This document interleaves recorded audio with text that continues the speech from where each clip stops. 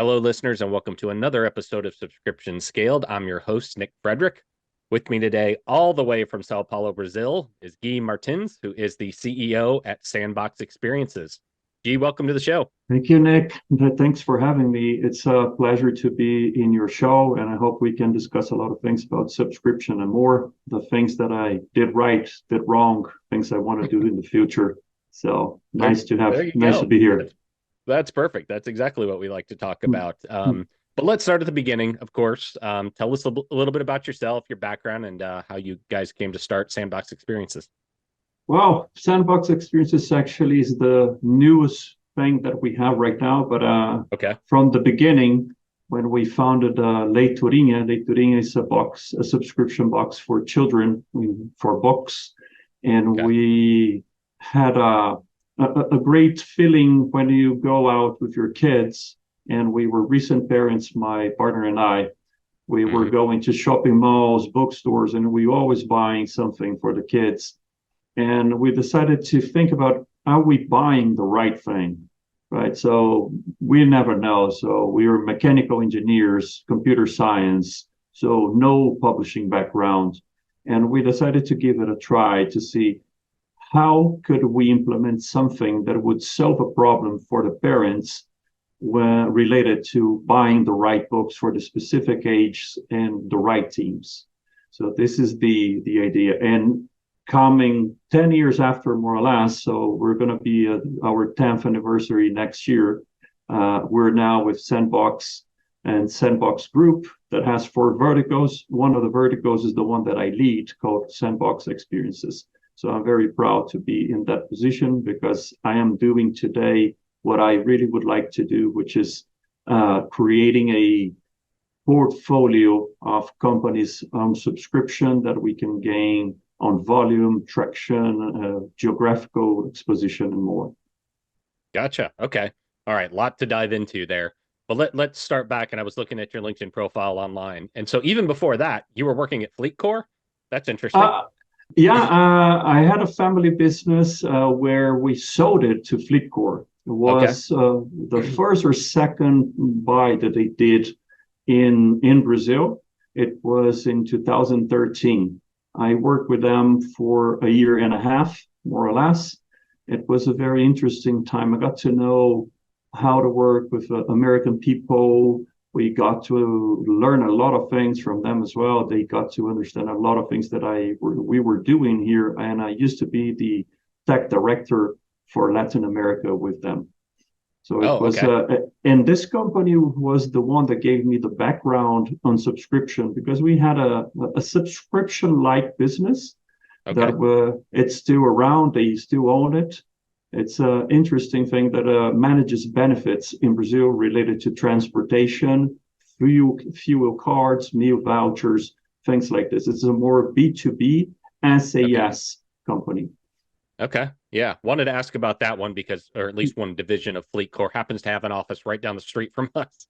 So it's like, well, that is a small world. No, I got to work with almost all the founders in there, people that turn around the company. It's a very interesting story from them. Yeah. Okay. So sold that business off, worked for them for a little while, and then all right, tell me a little bit more about Leiturinha. That's the book subscription company? Yeah, Leiturinha means small reading in Portuguese. It's a very difficult word to translate into English, but it's like a nice word for you to say to children when it's related to reading in Portuguese. Does not have a similar word in Spanish, so some people sometimes ask me about it. But Leiturinha, the concept that it has is from parents' point of view to serve parents. So we saw that we had a problem with our children and we could solve it using subscription as a way to create the habit of reading. So the recurrence of the delivery of the packages with instructions for the parents on how to read the books, a toy inside for the kids to play around and get a more positive experience around reading. And also when they receive that, not only is the first mail that they got in their life, but also when they opened, there was a toy, the family got together and they start to read. So this is a sum of nice experiences that we try to develop for the product to be successful.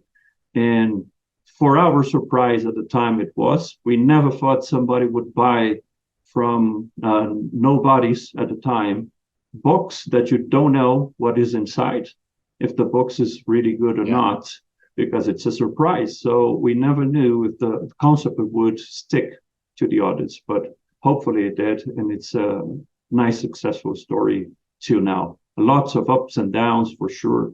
Lots of learn that we did in the past. So that business was started, I guess at this point, eight-ish years ago. I'm curious about the perception of subscriptions in the Brazilian market. I think it's pretty different in the US than it is in the rest of the world. So what was that like bringing that product to market? Where are subscriptions the sort of thing that Brazilians are used to, or are they kind of apprehensive about it? It's they are apprehensive about it. At that time, like 2013, 14, it was the beginning of a second wave, as we call it, for subscription. We had a small boom on subscription, but all the companies failed. There was shoes, a subscription, a lot of things, a subscription. But all the things that we learned about it and the KPIs that you have to track, it was like some mystery for the people at the time. And when we started the business, we understood that the concept of the subscription should be more linked to the creation of a habit instead of a subscription services as a convenience. So this was the big thing that we did. But for the Brazilians, normally they would subscribe for magazines. They would subscribe for some types of books in the past. So we had a big book distribution subscription business called Clube do Livro, Clube da Leitura. And they achieved 800,000 subscribers in 1980. What? So door by door, just like encyclopedia. And it was a thing from the past. They received a lot of collections of books. Everybody was willing to buy it because you were building your own bookstore, not a bookstore, your library, your personal library. Okay. So the Brazilians' convenience with recurrence is also different when you think about buy now and pay later. It's a kind of a new concept for US, for new markets, for big markets, but for Brazil, it's something that is really old, because in Brazil we have a very, very high interest rate for your credit card, like 300 plus. So it's 300, 500 in a year. So you never miss a payment, and you don't pay the minimum on the credit card. Okay. And what they did to solve that is to buy installments, just like buy now and pay later.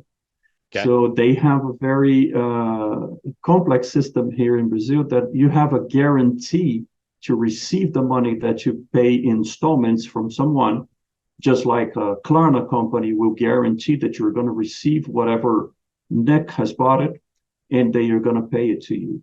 So with that in mind, we decided to sell subscriptions on a 6-month period as recurrence.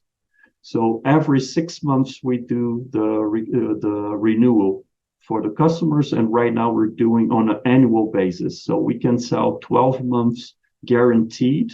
This is our normal type of sale that we do. We do have recurrence on a monthly basis, but the best price comes under the annual offer. And it's not a prepaid. So you pay installments, and the bank that issues the card, they guarantee you the receivables on the credit card. Okay. So when you establish that, I guess, installment up front with the consumer's bank, you're guaranteed the funds, you're just given the funds over a period of time? Yeah, they will give to you on the basis that the customer has bought, but you have the access to that fund if you want to factor that receivable. Okay. So it's an option that you can use, and we did use to leverage the company at a time. Okay. Yeah. So you build up that book of receivables. I'm curious then, at the end of that interval, does the consumer, if they want to keep this subscription, need to opt in again? No, it's something that you do on an automatic basis. It's possible. So we do it normally. If people want to cancel, they will be warned before that the renew is going to come, and then they can cancel before. Gotcha. And so are those the only types of payments that you can do on a recurring basis with consumers? And is that considered like a bank-based payment or a card-based payment? Just trying to make parallels to what we know here in the US. It's considered a card payment base, even though the credit cards in Brazil, they're all issued by banks. And those banks, they're the ones that guarantee the receivables to you. We have more options on payment, something like a title that you can pay in any bank. So we can do the recurrence over that. We have now a very modern way of payment, which is called PIX. It's an instant transfer 24/7 between every bank in the country. So it's almost instantaneous. But you do have to schedule all the payments using that. And you don't have the access of, if the client doesn't have the funds, you cannot reach into their limits. So it's something a little bit different. Yeah. Okay. Interesting. Well, okay. So let's talk a little bit about growing that business. When you became a father, you decided that a book business made a lot of sense with your founder. You start to launch it. What's that experience like for you, especially, as it relates to being in Brazil? I mean, talk through some of the early logistics, some of the early headaches, or just hurdles that you guys had to get over to get this thing off the ground. Yeah, no, it was really, really interesting times. We had 5 people, the curator, some people for the purchasing, and we have some people for the packaging as well, which were just shifting turns between them. And the nice thing that we were just using the post office from Brazil as for the logistics. So we delivered the packages, but to fulfill the packages, it was interesting because we used to hire university graduates that are in there doing the university or the college or whatever, and we paid like R$1 per package for the students, and they were in there at night just grabbing some money to go out for a beer. And as we work with as we work with craft paper, we didn't have the money to pay for a personalized craft paper with our characters. So we created some stamps with different colors, and the people were just like pop, pop, pop, pop, pop, pop, pop, playing on the paper first. There was we had a cord that you wrap around it and make a lace. So the package was really nice. And there was something else that we developed at the beginning. A friend of ours, it's a scent specialist, and she asked us to create a scent to spray on the package. This was amazing. Everybody remembers the smell from the product. It's really something that we didn't thought about. Just okay, we can try in here. And up till now, we buy liters and liters and liters of the scent. Wow. So it was very interesting. We had to push a cart through across the street with a lot of packages, go to the post office just like a regular customer, give it to the post office, and then we start to grow. They opened a store, just a door for us to go there and send more packages and more packages. But at the time, it was really funny because we needed to do everything, everybody doing everything. So for us to grow, it was very much a very bootstrapped effort that we did at the time. The company's base is still based in a very small city in Brazil called Poços de Caldas, and very nice people that we could find at the time to work with us, doing different things, psychologists, being customer attendants, people working on purchasing, like not on that function, never in their life. So it was really, really funny. But after a time, it started to get very difficult for us to scale because the logistics of the things, they started to get very big. We didn't know how to manage the inventories and stocks in an efficient way. So you were just hiring new places and new pallets and new things and just moving things and getting a lot of money in-house. So we were very scared at the time. But we started to grow, hire some new people, We did on the first year 1,000 subscribers. Then on the next year, we went to 10,000. Wow. So it's like this 10 time duplication was really difficult. Then we were able to go to 30,000. We reached the 30,000. And then we had 3 places in the city, one for administration, 2 warehouses, and people moving around the city every day. It was insane thing that we did at the time. But I think the biggest difficulties we had, it was when you start something out of the blue, you're a nobody. So nobody gives you any easy way to pay or do a very good condition for you. So you have to get over it, being creative, doing different things, trying to solve this kind of problems when you don't have the scale or the purchasing power that we get now. Yeah.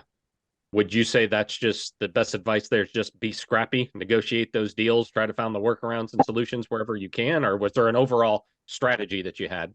Now, I think we needed to deliver the best experience for the client. So we were actually paying not with a very deep discount on the books that we're distributing. So we're thinking more on the long-term relationship with the clients. Okay. And this created a quality seal attached to the brand. The brand started to get a little bit bigger. People were doing mouth-to-mouth indications like saying, this is a nice product, you should have it. It was much easier for us to work at the beginning. Also, what we did was to put a lot of effort on the digital marketing at the time. In Brazil, 2014 was the beginning of Facebook advertising, Google advertising. So we studied a lot. We had some people studying this night and day. We were trying things manually, finding new ways to sell on a cheaper cost of acquisition. I wish that we can have those cost of acquisitions back right now. They were really nice at the beginning.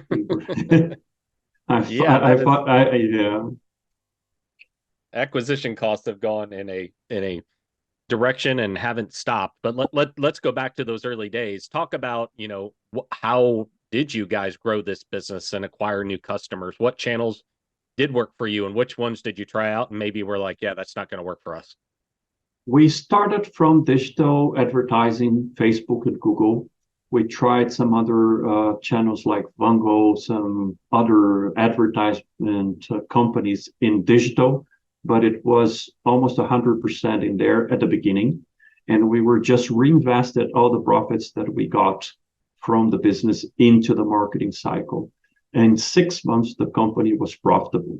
So we said, nobody was going to touch the money, just reinvest, as long as we can keep track that this cost of acquisition is getting a good return. So we did this at the beginning up until 15,000, 16,000 subscribers was the way we used to work. So we never reached a very large amount to be spent on Facebook and Google till the time we got our first deal. But we tried after television, open TV, cable TV, radio, newspaper, some magazines, inserts, partnerships with influencers at the time. We still do it to this day. So we try to cover the maximum things that we could do.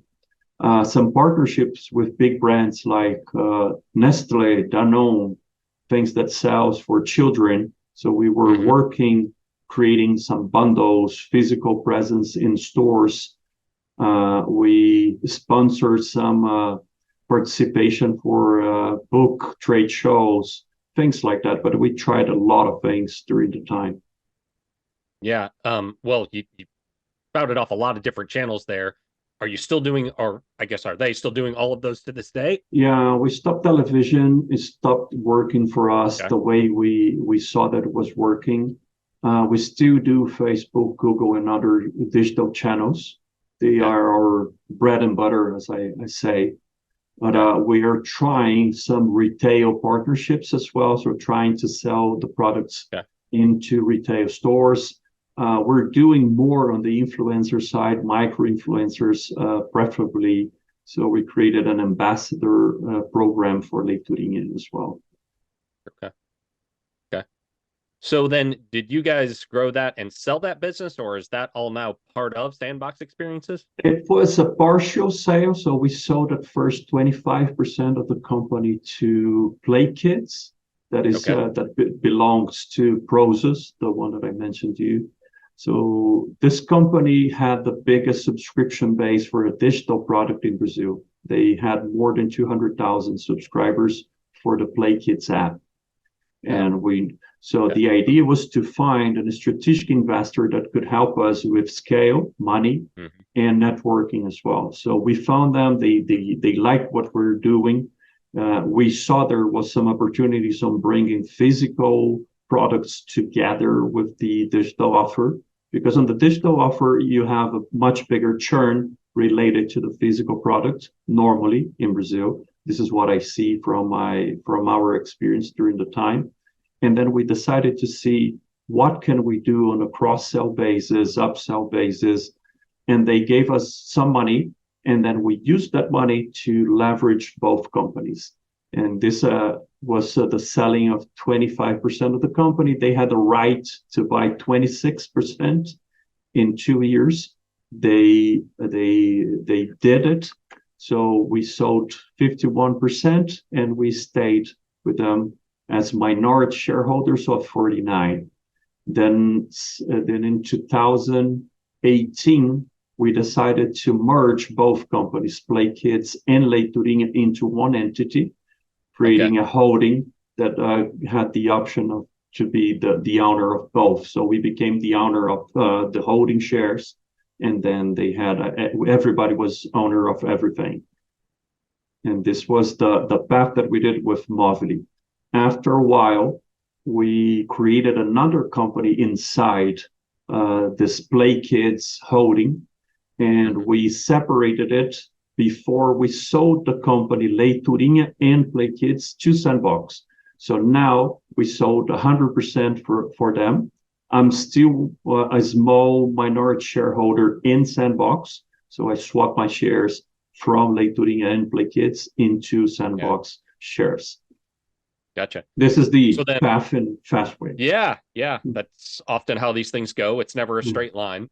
So what all then is within this holding company, within Sandbox Experiences?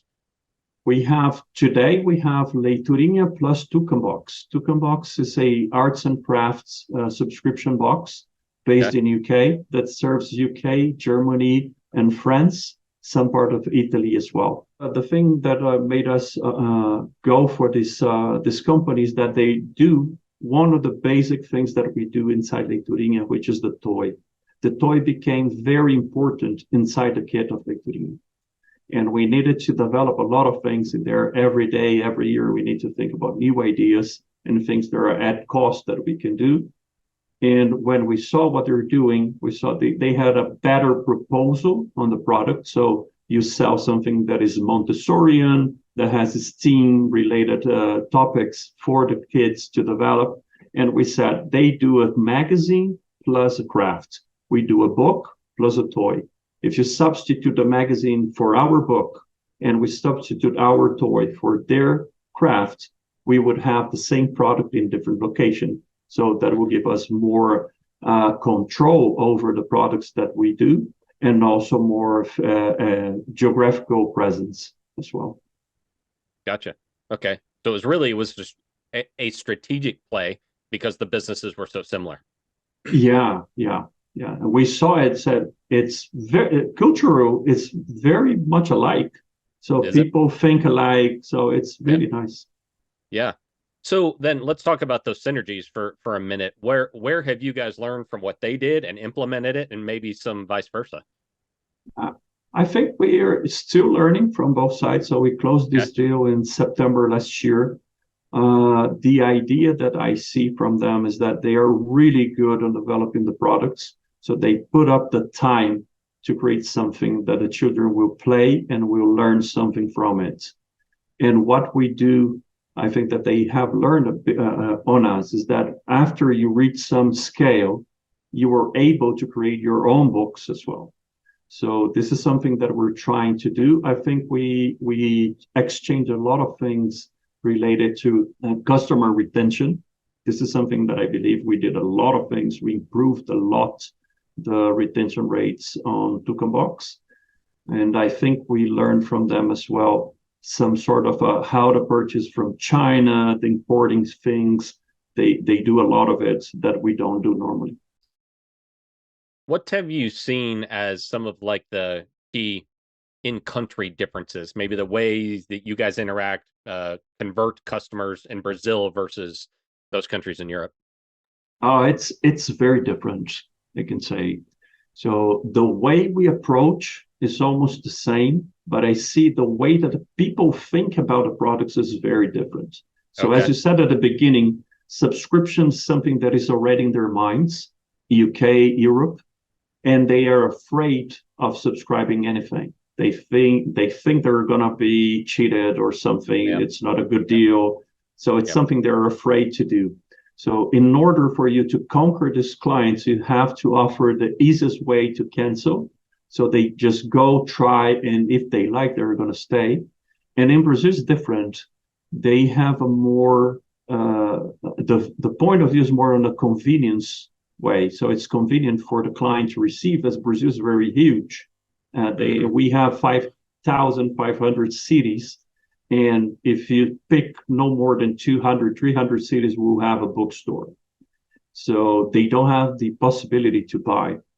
And another thing that is also really important, I make always a calculation based on the minimum salary on each country, and the price that we have is the ARPU. So what is the amount that you're taking off the minimum salary in these countries? So in Brazil, it's high.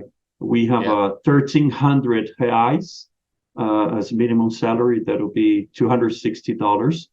And we take 3-4% of that salary if they want to buy it from us. So which means it makes a difference on their budget. So we don't have the access to all the addressable market. We have to go to the higher classes and then to like middle class, middle upper class. And these are the major targets that we have in Brazil. On the other hand, in UK, it's like 0.4, 10 times less the impact. So anyone can buy a subscription from us. And with that in mind, I think these are the big differences that we see. We try to adapt the offer that we do, putting more on the value perceived for the client, what they're going to receive, why to do the subscription, the storytelling on the journey that the children will go through if they stay with us for the 12 months, let's say. So you're going to be exposed to this kind of topics. This way, you're going to improve your skills or motor skills. So there's a lot of things that you have to do. And in Brazil, what I see, people really like the concept that we already created for the family gathering, for the children to play. So it's a bit different, I see, the way we approach the clients. Yeah, so that's all kind of pointing out what the end consumer perceives the value to be, right? I would, to kind of summarize a little bit of what you said there, in the UK, it's more about the curation, and you're probably saving some parents' time from going to the stores or having to pick out things on their own, or, you're just kind of putting it in their mailbox there each month. I suspect perhaps on the Brazilian side, could they perceive that as just a value in going out and buying it on their own, especially if you're talking about, it being a kind of a material percentage of their income there. I mean, those are just different value points that are probably perceived culturally. Yeah, no, I think you're right. So in UK, what we saw is that if you don't show the perceived value for the clients, it's going to be just a cheap offer. You just have to go through promotions, free boxes, all those things. And this doesn't work for the subscription, as you don't have a really good margin. So you need to have the recurrence working perfectly in order for the business to stay profitable. Yeah. So when you're then marketing, particularly in Brazil, when you're saying, I mean, I can't remember what the population of Brazil is what at this point? 215 million, more or less. Okay. Very large country, a lot of people.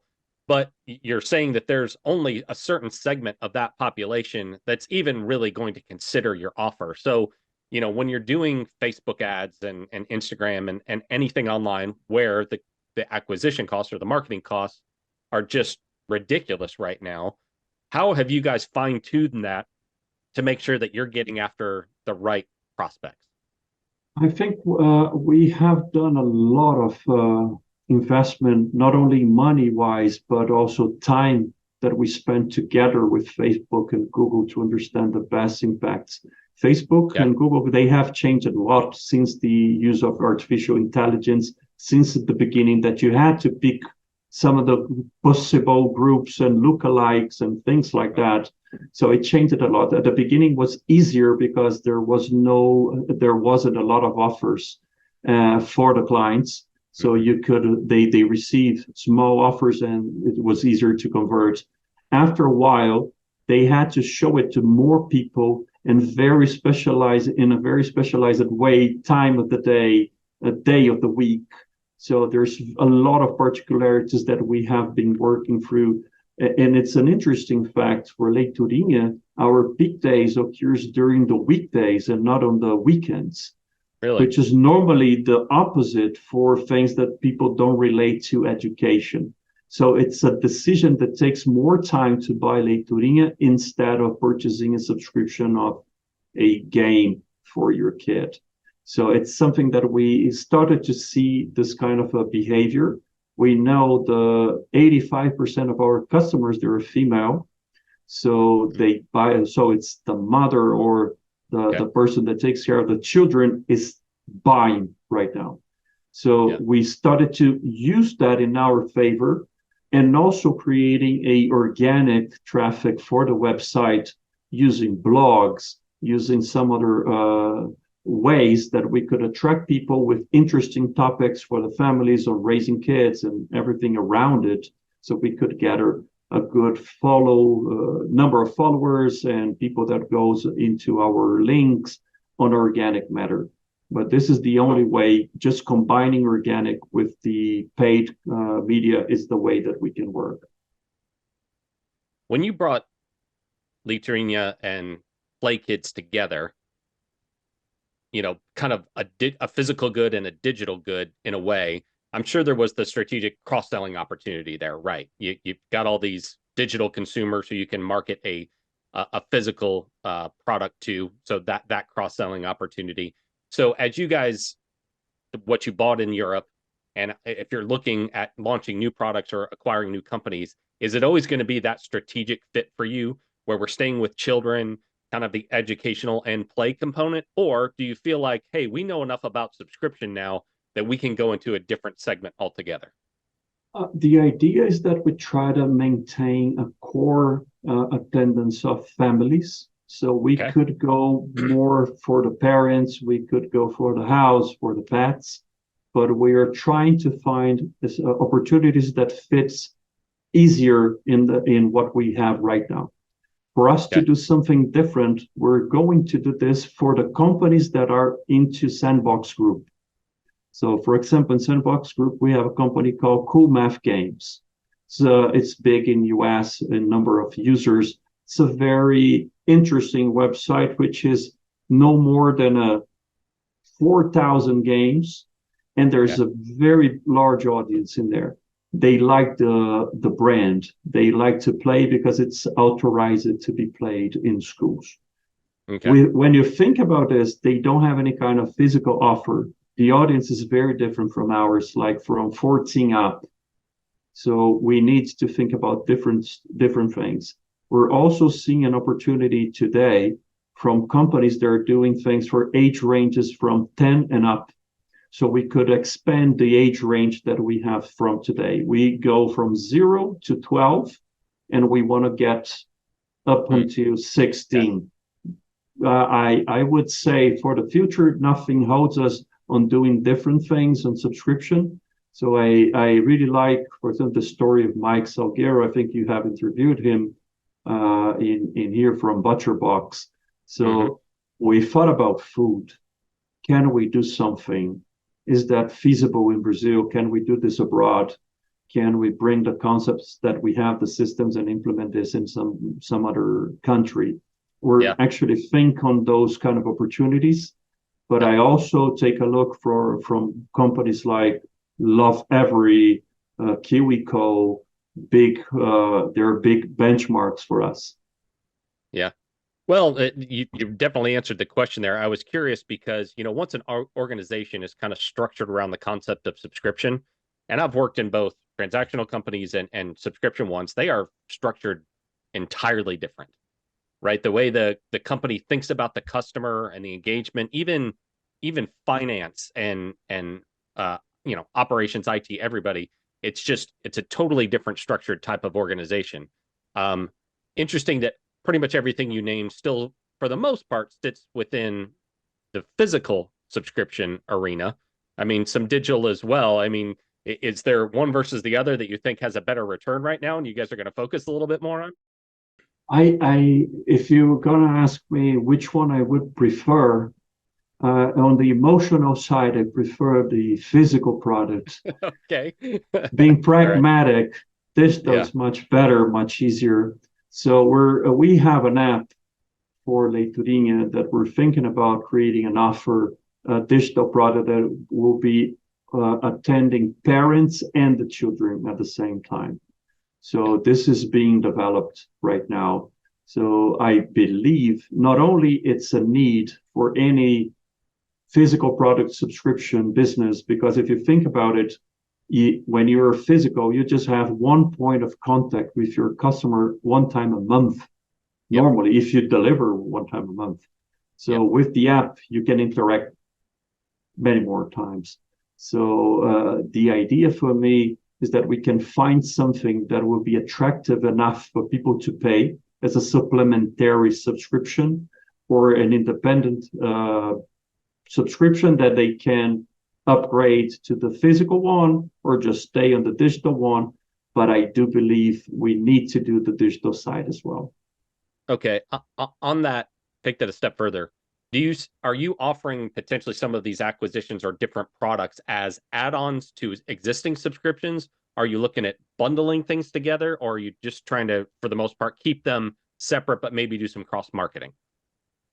There are the three that we're trying to do. So if you think on the Sandbox group, we do have Play Kids, Hopster, Kidomi, some other assets that we can work together. On education as well, we have family education, websites for teachers.